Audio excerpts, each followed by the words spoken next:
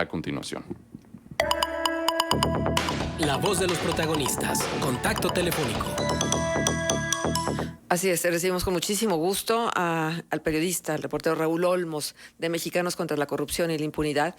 Con él vamos a conversar sobre su investigación. Los más altos ejecutivos de Odebrecht cabildearon a favor de la reforma energética de Peña Nieto. Raúl, muy buenos días. Manuel Cerrato, Marcela Pamani, saludamos.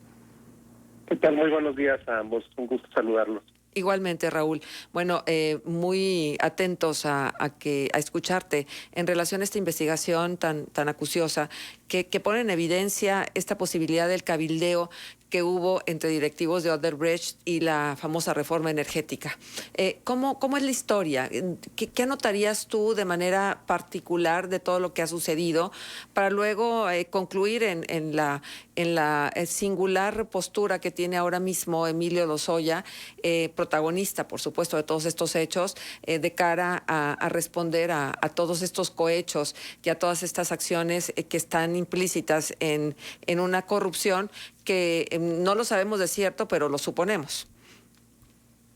Bueno, los correos electrónicos que revelamos esta semana tienen mucha relevancia porque muestran cómo Odebrecht tenía un interés particular en que la reforma energética se aprobara en nuestro país, y muestra cómo el principal protagonista de esta trama de corrupción transnacional, que abarcó al menos 12 países, operó personalmente para que la reforma energética avanzara y fuera aprobada. Se trata del personaje del que estoy hablando, de Marcelo Odebrecht, que era en ese momento pues el máximo dirigente de la constructora brasileña involucrada en el pago de sobornos para obtener obras pues prácticamente en todo el continente. En el caso de estos correos, lo que estuvo haciendo Marcelo Odebrecht es negociando con sus directivos para que ellos a su vez trataran de influir con algunos de los personajes relevantes de la izquierda en Latinoamérica, en concreto con Lula, el expresidente de Brasil, y con la entonces directora de Petrobras. En ambos casos lo que buscaban era que hubiera un pronunciamiento muy claro de estos dos personajes en torno a la reforma energética, con el afán de influir en legisladores de la izquierda mexicana, del PRD, para que también otorgaran su apoyo a la reforma energética. Y en particular, además, lo que buscaban era que el líder de la izquierda mexicana, Cuauhtémoc Cárdenas, tuviera un pronunciamiento a favor de esta reforma, lo cual pues hubiera dado el apoyo de la izquierda o de los legisladores de la izquierda a la reforma. Ese era el cabildeo intenso que estuvieron realizando, coincidentemente a la par que Enrique Peña Nieto lanzó su iniciativa de reforma. La iniciativa de reforma se lanzó el 12 de agosto de 2013 y a partir del 19 de agosto del mismo año, Odebrecht estuvo gestionando y maniobrando, cabildeando para tratar de obtener apoyos favorables a esta reforma energética. Hay un dato adicional que incluimos en el reportaje acerca de que hay una coincidencia de tiempos entre los sobornos que transfirió aquel año Odebrecht a nuestro país o a personajes de nuestro país y la fecha de la reforma energética, de la aprobación. Resulta que entre el 3 y el 10 de diciembre de 2013, Odebrecht, o el Departamento de Sobornos de Odebrecht, transfirió a una cuenta ligada a Emilio Lozoya al menos 1.4 millones de dólares. Esto fue entre el 3 y el 10 de diciembre de 2013. Y a los 2 días, el 12 de diciembre, se aprobó en el Congreso la reforma energética. Yo creo que esto es un indicio que la autoridad debería tomar en cuenta para indagar a profundidad, porque no creo que se trate solamente de una mera coincidencia. Pudiera ser un indicio que demostrara que Odebrecht tal vez intervino con recursos para la compra de votos en la reforma energética. Es una coincidencia muy peculiar de fechas que merecen ser investigadas. Hay que seguirle la huella al dinero. Sí, y entonces, ¿cuál era el fondo de esta intención particular de la empresa de Odebrecht para que se pudiera ir adelante en el tema de la reforma energética? ¿Dónde estaba el negocio?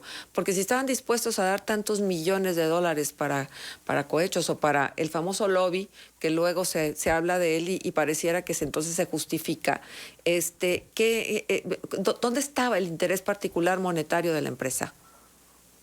Bueno, la empresa tenía intereses de obtener contratos ventajosos a partir de la reforma energética.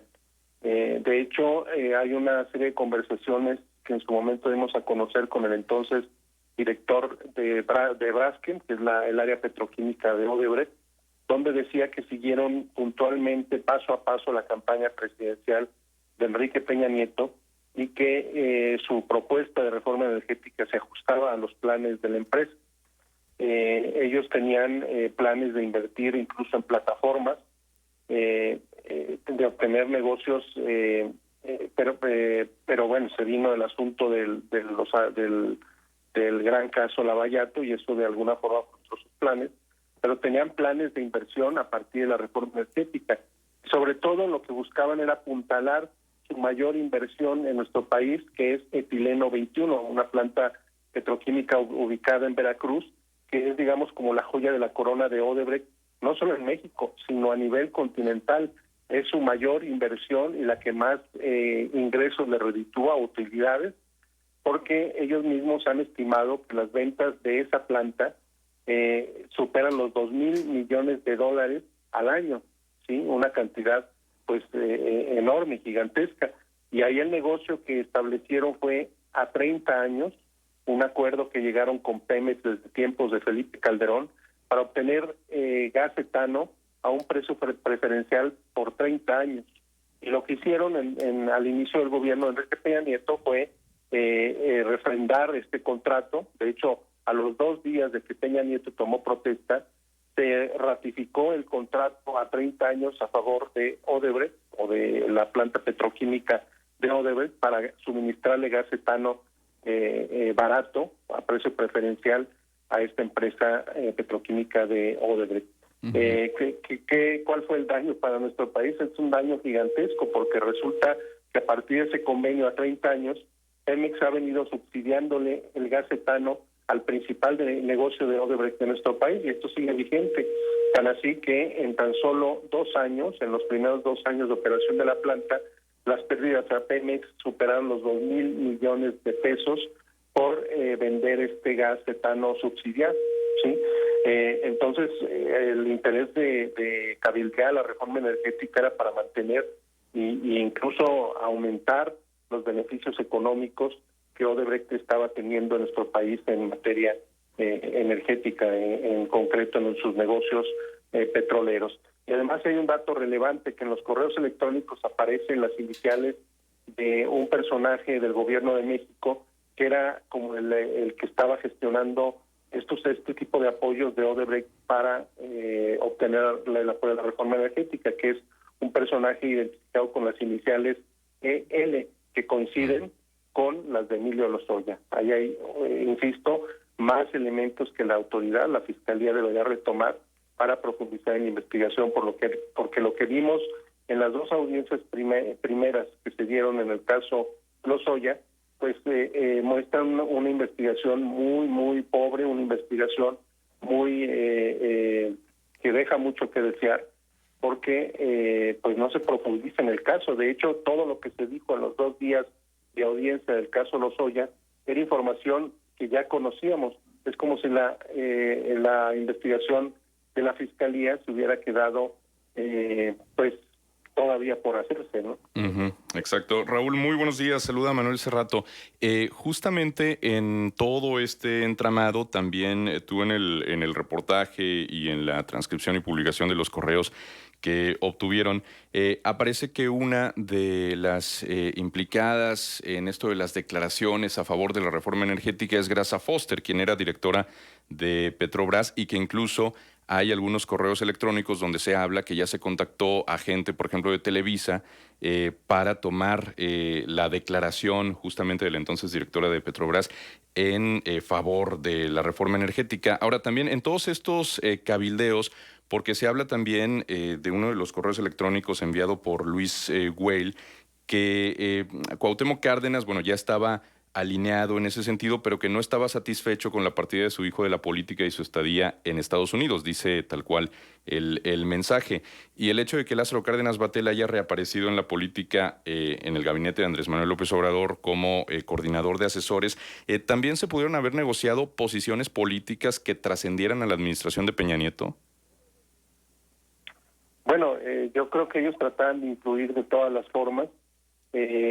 Y hay que dar una vista a lo que pasó en Latinoamérica, que ellos veían la corrupción sin colores, tan así que apoyaban a candidatos de distintos partidos políticos con el afán de garantizar que a la vuelta de los días el que resultara ganador, fuera del partido que fuera, le redituara a Odebrecht con contratos. En nuestro país, lo que vemos en estos correos electrónicos es que estaba negociando al servicio de Peña Nieto en ese momento, pero no descartaban el tratar también de influir con personajes de la izquierda, de la oposición.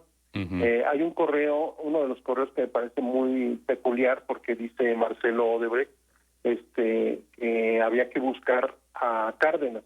Sí. Y cuando Luis Güell le contesta que el contacto de Lula con los Cárdenas es Cuauhtémoc, Marcelo le responde y dice no, pero es que quien fue nuestro cliente es su hijo, Lázaro. Sí. Y a esto se refería a que en años anteriores, desde el año 2005 por lo menos, Lázaro Cárdenas Batel había contratado a Odebrecht en Michoacán cuando Lázaro Cárdenas Batel fue gobernador de aquel estado, y se refería a que había que buscar a Lázaro porque él había sido cliente de ellos, sí, había tenido tratos de negocios. Eso muestra cómo las relaciones, este correo me parece clave para entender la trama a lo largo de los años, porque ahí no respetaron cuestiones de partidos, corrompieron tanto a gobiernos de izquierda, en el caso de Michoacán, donde está probado que hubo por lo menos un soborno de al menos $300,000, pero también sobornaron durante el gobierno de Felipe Calderón, porque han confesado ante tribunales en Nueva York que los sobornos en México iniciaron desde el año 2010 y luego profundizaron este esquema de corrupción durante el gobierno de Peña Nieto, ya priista, donde se pagaron el mayor monto de los sobornos. Entonces, ahí se muestra cómo maniobraron en distintos gobiernos de distintos partidos para obtener beneficios económicos. Yo creo que lo que conocemos hasta ahora, la confesión de $10.5 millones en sobornos, es poco frente a los beneficios económicos multimillonarios que obtuvieron los últimos 10 años, que superan con facilidad los $2,000 millones. Entonces, respondiendo en concreto a tu pregunta de si influyeron en el gabinete, pues yo creo que trataban de influir en todos los ámbitos de la vida política. No siempre lo lograron. En el caso del gobierno actual, yo creo que toparon con pared, ¿no? Sí, absolutamente. Y bueno, también, Raúl, por ejemplo, tú en tu libro El gigante de lodo, Odebrecht y su historia de corrupción en México, donde relatas así a detalle toda la operación El Lavallato, haces referencia también a lo que tanto se observó con muchísima inquina aquí en nuestro país. El hecho de que en América Latina hubiera tanto movimiento, tantos operativos, tanto pez de todos los tamaños rindiendo cuentas, y acá en México no pasaba absolutamente nada. Y haces también referencia a cuántas veces las autoridades mexicanas, desoyeron la petición de las autoridades brasileñas de hacer esta colaboración internacional, sobre todo citando a declarar a dos personajes que eran fundamentales, como Carlos Slim y Ricardo Salinas Pliego. Ahora, con este giro de los acontecimientos tras la detención y extradición de Lozoya, ¿tú crees que en algún momento los van a citar a declarar a Carlos Slim y a Ricardo Salinas Pliego? Bueno, lo que yo relato en el libro, que es con lo que arranco la historia de caso Lavallato en México, es que el caso Lavallato es un caso de corrupción monumental, porque abarcó al menos 20 empresas contratistas de Brasil que se ponían de acuerdo para simular competencia. Entre ellos se iban alternando los contratos en Petrobras y para eso pues pagaban sobornos a funcionarios de aquel país y así iban obteniendo contratos multimillonarios y se los iban alternando, eran como una especie de cártel económico, como un cártel de delincuentes, ¿no? Donde se ponían de acuerdo para ir recibiendo beneficios. De esas 20 empresas que estuvieron involucradas en aquella gran trama de corrupción en Brasil, el alumno, digamos, más destacado fue Odebrecht. De aquel caso Lavallato se derivó el caso Odebrecht, donde pues esta empresa decidió no quedarse solamente en Brasil, sino exportar ese modelo de corrupción que había aplicado en aquel país y llevarlo al menos a 12 naciones en América Latina y un par de naciones en África. Este esquema pues le fue redituando multimillonarias utilidades y el hecho de profesionalizar su esquema de corrupción lo llevó a crear un departamento especializado en sobornos, a comprar un banco en la isla de Antigua para a través de ese transferir los pagos ilegales a funcionarios y políticos de toda Latinoamérica y a crear una red de decenas de empresas offshore o empresas fachada en paraísos fiscales a través de los cuales se transferían los recursos y se ocultaba este mecanismo ilegal. Bueno, pues este asunto es solo una pieza del gran caso Lavallato, porque había más empresas que estaban involucradas y es ahí donde aparecen los nombres de estos dos personajes que se referencia, Carlos Slim y Ricardo Salinas Pliego, que fueron, las autoridades de Brasil detectaron que habían tenido negocios en aquel país con una de las empresas en concreto o con uno de los personajes en concreto del gran caso Lavallato. Entonces, durante el gobierno de Enrique Peña Nieto, lo que hizo la autoridad de Brasil fue solicitar la colaboración de la PGR de México, pidiéndole que citara a declarar a ambos personajes. ¿Sí? Sí. En concreto a Carlos Slim se buscó en repetidas ocasiones para que declarara sobre el caso de José Dirceu. José Dirceu fue en su momento pues el segundo hombre fuerte de Lula y fue apresado tanto por el caso de compra de legisladores, compra de votos de legisladores previo al caso Lavallato, pero también fue involucrado por el caso Lavallato por actos de corrupción. Tenía un doble proceso en marcha Dirceu en aquel país, pero en concreto se buscaba la colaboración de México sobre el caso Lavallato. La PGR desoyó estas peticiones de colaboración, no profundizó en la investigación. Si esto se hubiera dado, hubiéramos conocido el caso Lavallato en nuestro país mucho antes de que explotó en diciembre de 2016, pero desde entonces no había la disposición, la autoridad para colaborar y para indagar este asunto. Y es entendible porque involucraba a dos personajes de la alta clase económica de nuestro país. Es entendible, pero no justificable, ¿no? Bueno, desgraciadamente el tiempo se nos vino encima, pero queda claro que en una operación de esta envergadura, él no iba solo. Hay una cadena importantísima de corrupción. La cuestión está, ¿conoceremos a detalle quiénes estuvieron involucrados? Y otra de las interrogantes es, ¿realmente el juez que conoce la causa, el Código Penal Federal, se aplicará con rigurosidad y sabremos quiénes fueron los autores materiales e intelectuales de una situación que ha puesto en riesgo el patrimonio del país? No sé, Raúl, tendremos que esperar. Así es, bueno, pero se abre la expectativa de que se conozca el alcance de esta trama. Hay que ser muy conscientes de que esto puede llevar semanas, meses. La propia Fiscalía pidió 6 meses de plazo para llegarse de más pruebas, para ampliar la investigación. Entonces, esto es la amplitud de la trama de corrupción. Si es que Emilio Lozoya cumple con su ofrecimiento de colaborar, pues seguirá dando en el transcurso de la semana. Gracias. Dosificando. Gracias, Raúl, por tu presencia valiosísima. Muchísimas gracias, Raúl Olmos. Hasta luego, Raúl, un placer.